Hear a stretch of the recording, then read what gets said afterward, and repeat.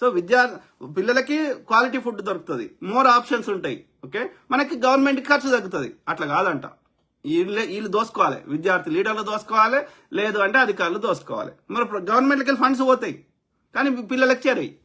గవర్నమెంట్లో ఏ సిస్టమ్ అయినా ఇదే పరిస్థితి. మధ్యవర్తులను దోసుకోవడమే ఈ గవర్నమెంట్ వ్యవస్థ. మళ్ళా ఫుడ్ పాయిజన్ అయింది, ఫుడ్లో విషయం కలిపినరు అని మళ్ళీ అపోజిషన్ పార్టీ కూడా కుమ్మక్కై మళ్ళీ గవర్నమెంట్కి చెడ్డ పేరు. ఎందుకు? వాళ్ళకి ఫుడ్ స్టాంప్ది 4 క్యాంటీన్లు ప్రతి ఈ స్కూల్లో. సో వాళ్ళకి ఇష్టమైనది కొనుక్కొని తింటారు. I don't understand. సిక్నెస్, ఇది ఒక సిక్నెస్ అన్న మానసిక రుగ్మత. వాళ్ళు చెప్పేదేమో ఒకటి ఉంటుంది, అధికారం రాకముందు, వచ్చినాక ఒకటి ఉంటుంది. సో ఈ సందర్భంగా ఏర్పాటు చేసిన సభలో మనం ఎవరికి సాయం చేస్తాం? మధ్యతరగతి వాడికి ఒక 50% డిస్కౌంట్, ఓకే, సబ్సిడీ డిస్కౌంట్ ఏ పేరు పెట్టినా కానీ. ధనవంతుడికి ఒక్కటి కూడా ఇవ్వాల్సిన అవసరం లేదు. ఓకే, వాడే 4కి ఇచ్చే స్థాయిలో ఉంది కాబట్టి వానికి ఒక్కటి కూడా ఇవ్వాల్సిన అవసరం లేదు. పేదోడికి 10% నొప్పి పెట్టు, 90% డిస్కౌంట్ 10% వాళ్ళకి నొప్పి పెట్టు, లేకపోతే దాని విలువ తెలియదు. అది మొత్తం ఫ్రీగా ఇస్తే దాని విలువ తెలియదు. అర్థమైందా? ఇప్పుడు బస్సులైనా ట్రైన్లైనా ఎక్కడైనా ఈవెన్ మహిళలైనా 10 రూపాయలు ఛార్జ్ చేయి, 90 రూపాయలు డిస్కౌంట్ ఇయ్యి. ఆ 10 రూపాయలతో మనకి డబ్బులు వస్తాయని కాదు, దాని విలువ తెలుస్తుంది. అనవసరంగా దాన్ని మిస్యూజ్ చేయరు, దుర్వినియోగం చేయరు. ఏ ఆలోచన లేదు. మనకు తెలిసిందే ఆలోచన. మనం ఓన్ అడ్వైస్ తీసుకోము. నాలాంటి తీసుకోకరా అయ్యా. ఓకే, ఆయా రంగాల్లో యొక్క అభివృద్ధి దేశాలు ఏం చేస్తున్నాయో అది నువ్వు కాపీ కొట్టమంటున్నావు అంతే. ఆ దేశాల్లో సక్సెస్ఫుల్ అయింది, నువ్వు కాపీ కొట్టమంటున్నావు అంతే. కాపీ కొట్టమంటే మళ్ళీ ఏం చేస్తారు? ఆ దేశాలకు పోయి వీళ్ళ పర్సనల్ ట్రిప్లకు పోయి మళ్ళీ ఆ బిల్లులు కూడా మనకి ఇస్తారు. అంతకుముందు కేటీఆర్ ఎన్నో అమెరికాకు పోయిండు, కొరియాకు పోయిండు. ఈ ముఖ్యమంత్రి వచ్చినా కూడా కొరియాకు పోయారు. వాళ్ళకి ఏదో దేశం చూడాలనిపిస్తుంది, వాళ్ళ పర్సనల్ సోకుల కోసం పోతారు, ఆ ఖర్చులు మనం చేస్తారు. కానీ మరి కొరియాకు పంపించినావు కొంతమందిని. ఇప్పటివరకు కొరియా నుంచి ఏం నేర్చుకున్నావు, ఏం ఇంప్లిమెంట్ చేసినావు? ఏదైనా ఇంప్లిమెంట్ చేయాలంటే ఆ దేశం పోవాల్సిన అవసరం లే. ఆ దేశంలో ఏం జరుగుతుందో అనేది మనం ఎక్కడ కూర్చుంటేనా నేను తెలుసుకోవచ్చు. వాళ్ళు ఎట్లా ఇంప్లిమెంట్ చేశారు, ఏం చేశారు అనేది ఆ చెప్పేటోళ్ళు. ఆ యొక్క నీకు ఇంకా స్పెసిఫిక్గా కావాలంటే దానికి కన్సల్టింగ్ కంపెనీలు ఉన్నాయి, వాళ్ళకి అట్లా కూడా ప్రైజ్ వాటర్ కూపర్ లాంటి వాటికి కూడా డబ్బులు వేస్ట్ చేశారు. ఎట్లనే వేసి తినాలి, అది పెద్ద విషయం కాదు. ఆ దేశాల్లో అవి సిస్టమ్స్ ఎట్లా ఇంప్లిమెంట్ చేసిన అనేది తెలుసుకోవడం 2 నిమిషాల పని. ఇప్పుడు అన్ని ఇంకా ఏఐలు, చాట్ జీపీటీలు, తొక్కలు వచ్చినాక చాలా ఈజీ అయిపోయింది. కానీ అది కూడా రీజన్ చెప్పి కాలయాపన చేసి అట్లా వీళ్ళ పర్సనల్ ట్రిప్లు ఎంజాయ్ చేసి వస్తారు. డావోస్ వైరు ఎన్ని పెట్టుబడి నిజంగా డావోస్ నుంచి వచ్చినాయి? ఇన్ని వేల కోట్లు, అన్ని వేల కోట్లు అన్నారు. ఎన్ని కొత్త కంపెనీలు వచ్చినాయి చూపెట్టండి, ఎంతమందిని హైర్ చేసుకున్నారు చూపెట్టండి. లెక్క ఉండదు, పత్రం ఉండదు, ఫోటోలు దిగేంతవరకే. ఇదే ముఖ్యమంత్రి గారు ఉస్మాన్ యూనివర్సిటీకి 1000 కోట్లు అనౌన్స్ చేసిండు. కనీసం ఒక 10 కోట్లు, ఒక 50 కోట్లు, 100 కోట్లు ఇచ్చిండా? మీ దండం పెడతా. ఉస్మాన్ యూనివర్సిటీ వీసీ గారు ప్లీజ్ అనౌన్స్. ముఖ్యమంత్రి గారు అనౌన్స్ చేసి ఇప్పటి వరకు ఒక 500 కోట్లు ఇచ్చిండు, లేకపోతే 100 కోట్లు ఇచ్చిండు. ఈ 100 కోట్లు మేము కొత్తగా కట్టినాం ఉస్మాన్ యూనివర్సిటీలో అని చెప్పండి. ఫోటోలు దిగాలే, పేపర్లు రావాలి, గంతవరకే. ఆ తర్వాత తూకోన్ మైకోన్. Very unfortunate.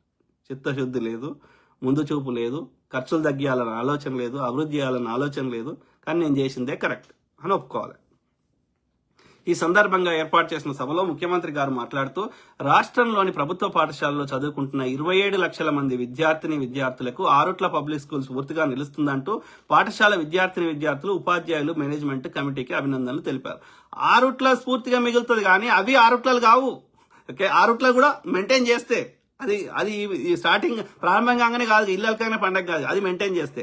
కానీ ఆరుట్ల పబ్లిక్ స్కూల్ అవుతుంది. మిగతా అన్ని కావు, మిగతా అన్ని నవోదయ విద్యాలయాలు కావు, మిగతా అన్ని కేంద్రీయ విద్యాలయాలు కావు, మిగతా అన్ని ఐఐటీలు కావు.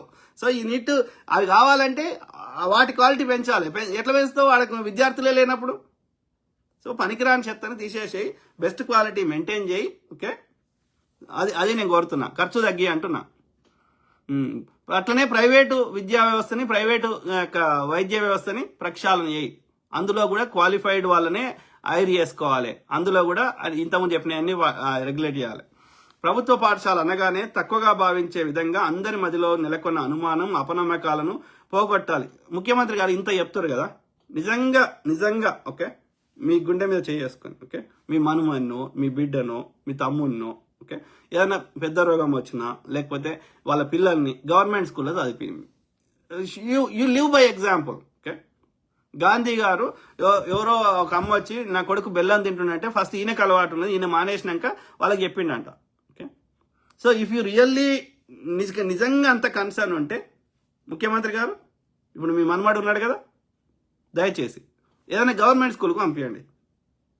అధికారులారా, ఐఏఎస్లు ఐపీఎస్లు ఇవాళ రాజకీయ నాయకులారా, మీ పిల్లల్ని గవర్నమెంట్ స్కూల్కి పంపించండి. You live by example, then we follow. మీరు పంపించండి, మేము ఫాలో అవుతాం. మీరు పంపించారనుకో దెబ్బకి క్వాలిటీ మంచిగా అవుతాయి. ఎవడు పోతారా గవర్నమెంట్ స్కూల్కి, ఎవడు పోతారా గవర్నమెంట్ హాస్పిటల్కి? మీరు రోగం వస్తే గవర్నమెంట్ హాస్పిటల్ పోండి. పోతే ఏడికి పోతారు? నిమ్స్కో ఎయిమ్స్కో పోతారు. మీ పక్కకున్న ఊర్లలో ఉండే వాటికి పోరు, టౌన్లో ఉండే వాటికి పోరు. అర్థమైందా? మీరు పోరు కానీ మమ్మల్ని బొమ్మని చెప్తారు. అగో నీ లోపల ఉన్న ప్రాణం మా లోపల ఉన్నది ఒకటి కదా, అవి నీ పైసలా? మేము కట్టిన ట్యాక్స్ డబ్బులు కదా. నీకు నిజంగా క్వాలిటీ మెయింటైన్ చేసేది ఉంటే, నీకు నిజంగా చిత్తశుద్ధి ఉంటే ప్రభుత్వంలో ఉండే మంత్రులు, ఓకే, ముఖ్యమంత్రులు, అధికారులు, ఓకే, అందరు మీ పిల్లల్ని ఓకే ప్రభుత్వ పాఠశాలకు పంపించండి. అట్లనే మీకు ఏ రోగం వచ్చినా ఓకే గవర్నమెంట్ హాస్పిటల్కి పోండి. ఎక్కడికి? ఫేమస్ వాటికి కాదు. ఫేమస్ వాటికి పోయి గాంధీ హాస్పిటల్ పోయి అక్కడ నీకు స్పెషల్గా ట్రీట్మెంట్ తీసుకొని నువ్వు వచ్చిన రోజులు నీకు అన్ని స్పెషల్గా చేసేసి తర్వాత నేను కూడా గవర్నమెంట్లో పోయినా అంటే ఒప్పుకోం. మీ పక్కకున్న ఊర్లో ఇంకో దగ్గరికి పో, అక్కడ ఎలాంటి స్పెషల్ ట్రీట్మెంట్ వద్దు. ఆడ ఏమి అందరికీ సామాన్యులకు ఏమి ఇస్తారో అదే ట్రీట్మెంట్ తీసుకో. నువ్వు రాగానే ఇప్పుడు నేను చూస్తోని ఆడవడన మంత్రి వస్తుండే ఆ రోజు ఎమ్మెల్యే వస్తుండంటే రోడ్లన్నీ నీట్గా ఉండేటి ఊడిచేటోళ్ళు. మళ్ళీ తెల్లారి వాడు పోగానే కథం మళ్ళీ ఎక్కడ రంపక్కని. అది కాదు అక్కడ, అట్లా కాదు. నువ్వు అందరిలాగానే నువ్వు ఎవడో తెలియకుండా పో. వెనకట రాజులు కూడా నా రాజ్యం ఎట్లుంది, ప్రజలు ఏమనుకుంటున్నారు, నా పరిపాలన ఎట్లుంది అని మారువేషంలో పోయేటోళ్ళు. ఎందుకంటే వాడు రాజును పొగిడేటోడు, కవులు, రాజుల యొక్క భటులు అందరూ వానికి గొప్ప చెప్పేటోళ్ళు, వాడు చిల్లరిస్తాడని.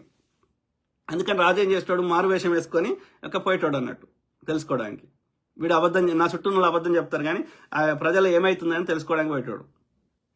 కాబట్టి నువ్వు ఏది నీకు నువ్వు ఎవరో చెప్పకుండా మారువేషంలో పోయి ట్రీట్మెంట్ ఇప్పించుకో. చూద్దాం నీ చిత్తశుద్ధి. లంగా మాటలు మనకు చెప్తారు, వాళ్ళు పాటించరు. సో అపనమ్మకాలను పోగొట్టాలి ప్రభుత్వ పాఠశాల. అదే ముఖ్యమంత్రి, నేను క్లియర్గా చెప్తున్నా. Okay, you send your grandkids, okay, మీ మనవాళ్ళని, మీ చుట్టాల పిల్లల్ని, మీ అన్నదమ్ముల పిల్లల్ని ఫస్ట్ మీరు చేయండి. చేస్తే మేము నమ్ముతాం మీరు చెప్పే మాటల్ని. సో ప్రభుత్వ బడుల్లో చదువుకుంటే డాక్టర్లు, లాయర్లు, ఇంజనీర్లు, ఐఏఎస్లు, ఐపీఎస్లు రాణించగలరన్న వాడి చదువుకోవాలని ఉంటే షర్ట్కి ఏ కనిపెట్టినోడు ఎవ్వడు కూడా స్కూల్కి పోయి చదువుకోవాలి. ఓకే, మీరు గమనించండి. మీరు ఎవడన్నా ఇప్పుడు ఆడు ఏది ఏమంటారు కరెంటు కనిపెట్టినోడు మేఘాలు 2 గుద్దుకుంటూ అయిందని చెప్పిండాడు. ఓకే, ఎవడు కానీ ప్రకృతిని అబ్జర్వ్ చేసి చెప్పినవాడే కానీ పుస్తకం చదివితే ఏమవుతుంది? వాడి ఎవడో ఏదో వాని అనుభవం, వాడు పుస్తకం రాసింది వాంది వస్తుంది. నువ్వు కొత్తది కనుక్కోవాలంటే వాంది రాదుగా. నువ్వు కొత్తది కనుక్కోవాలి, నీ సొంతంగా ఆలోచించాలి. ఓకే, చదువుకోవాలని వానికి ఉంటే ఓకే వానికి ప్రకృతే ఒక పాఠశాల. అర్థమైందా? That is different thing. Okay, కానీ మనం ఎందుకు చదువుకోమంటున్నాం అయినా సరే? ఎందుకు అంటే సో చదువుకోవడం వల్ల చాలా మందికి ఒక అపోహ ఏంటంటే ఉద్యోగం కాదు. చదువుకుంటే అన్ని విషయాల మీద అవగాహన వస్తే వాళ్ళు ఏ పని చేసినా డిఫరెంట్గా చేస్తారు. వాళ్ళు సొంతంగా రీసెర్చ్ చేయగలుగుతారు, సొంతంగా ఇండిపెండెంట్గా ఆలోచించే శక్తి వస్తుంది, ఒక లెక్కలు ఎట్లా చేయాలి వస్తుంది. ప్రతి విషయాన్ని అవగాహన చేయడానికి ఒక బేస్ పునాది ఏర్పడుతుంది. ఓకే, మన దగ్గర ఏంటంటే చదువు అనేది ఉద్యోగం కోసం అన్న ఎవరికో జీతం ఉండాలన్న భావన ఉంది. అవసరం లేదు. నువ్వు చదువుకుంటే వ్యవసాయం చేసినా డిఫరెంట్గా చేస్తావు, వ్యాపారం చేసినా డిఫరెంట్గా చేస్తావు. నువ్వే ఒక వ్యాపార సంస్థలను పెట్టేసి, కంపెనీలను పెట్టేసి, ఇండస్ట్రీస్ని పెట్టేసి నువ్వే లక్షల మందికి, వేల మందికి ఉద్యోగాలు ఇవ్వగలుగుతావు. ఓకే, సో అది ఏమంటారు, నీ దగ్గర ఉన్న ఒక అసెట్ అది చదువు అనేది. అంతేగాని చదువుకొని ఎవరికో జీతగాని కింద పనిచేయమని చెప్పడం అది మూర్ఖత్వం. అర్థమైందా?